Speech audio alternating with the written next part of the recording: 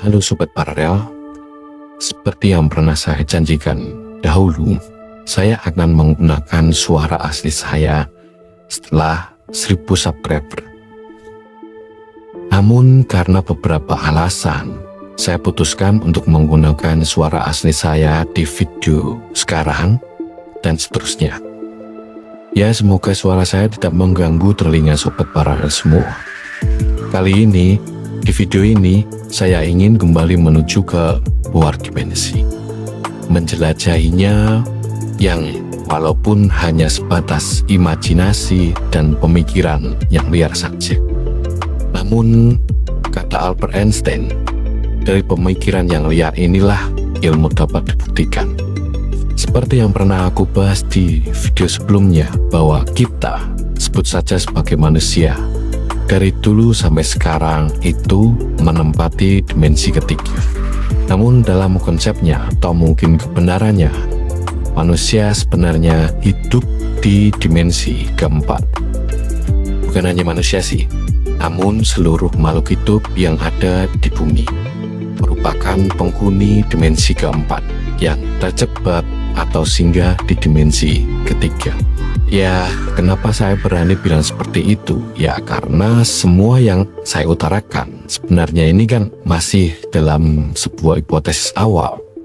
Karena para ilmuwan juga di luar sana masih menelitinya. Jadi kemungkinan besar ada benarnya. Tapi coba berpikir, bagaimana jika para ilmuwan tadi yang aku bicarakan benarnya sudah berhasil menemukan kebenaran dimensi keempat atau dimensi-dimensi lainnya?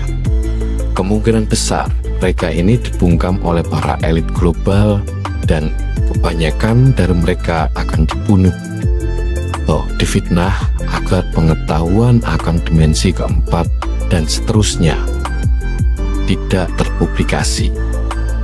Karena mereka, para elit global, ingin mengendalikan kita, sebut saja manusia, dengan rasa takut dan penasaran. Kalau di dalam ilmu filsafat itu ada yang namanya takut akan ketidaktahuan. Kemudian di sanalah para elit global akan membuat banyak sekali konspirasi yang berujung atau ya intinya pada kekayaan dan kekuasaan mereka. Dengan rasa takut ini, para elit global akan membuat banyak sekali konspirasi yang berujung untuk ya kekayaan mereka, kekuasaan mereka. Coba gini deh, kita berpikir sejenak, kenapa para ilmuwan, terutama NASA, itu mengeksplor luar angkasa? Ya, padahal lautan yang dekat dengan mereka itu hanya 5% saja yang sudah dijelajahi. Dari sinilah hasil analisa saya, kemungkinan besar NASA sudah tahu akan kebenaran dimensi keempat. Namun karena mereka takut dengan adanya elit global, atau mungkin malah NASA ini merupakan elit global itu sendiri, mereka pun merubah haluan agar bisa mendapatkan keuntungan yang lebih besar daripada menjelajahi di alam bumi sendiri. Seperti yang pernah saya jelaskan di video sebelumnya, mengenai bentuk bumi itu tidak jelas. Di sana sebenarnya banyak sekali teori konspirasi yang disembunyikan oleh para elit global, dan kebenaran di sana akan terasa sangat-sangat semu, serta seolah-olah tidak ada jawaban yang pasti. Sebenarnya ada sebuah manual book atau sebut saja buku panduan akan semua yang ada di alam semesta ini. Ya, sudah tertulis rapi. Ya, sebenarnya nggak begitu rapi sih, masih acak-acakan, tapi setidaknya mampu dibaca dan menjawab semua pertanyaan yang tidak jelas yang aku sebutkan di atas tadi.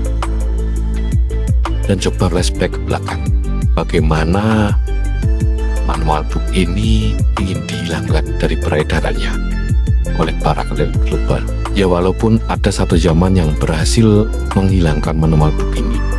Zaman dulu manual book ini berhasil dihilangkan, seperti dibakar, dirubah, atau siapapun yang menulis ulang atau yang menghafalnya akan dibunuh. Namun pada zaman setelahnya, manual book ini tidak dapat dihilangkan. karena kebanyakan hampir seluruh warga sekitar di zaman itu yang tahu tentang manual book ini itu berhasil menghafalnya. Sekarang para elit global sebenarnya dari dulu itu sudah mulai bergerak untuk mendoktrin kita dengan terjemahan yang palsu atau mungkin terjemahan yang sangat ekstrim. Inilah mengapa alasan saya pernah membuat video tentang mencoba mengartikan sebenarnya kata Tuhan itu. Di sana saya ingin mengajak kalian untuk berpikir, apakah benar-benar Tuhan yang kalian tahu itu memang Tuhan yang benar-benar, atau hanya para elit global yang berhasil menghasut kalian, yang berhasil memberikan kalian doktrin tentang Tuhan. Ingat, doktrin yang diberikan dari elit global tidak mudah ditebak, bahkan dihindari, seperti familiar dengan omongan doktrin ini. Oke, sekian dulu video dari saya.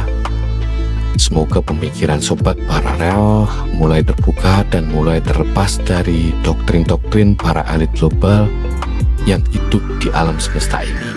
Akhir kata, semua kebenaran berada di tangan Tuhan dan kesalahan sepenuhnya ada di tangan saya. Jadi saya minta maaf jika ada kekeliruan dalam caraku berpikir serta caraku berbicara. Terima kasih dan sampai jumpa di video selanjutnya.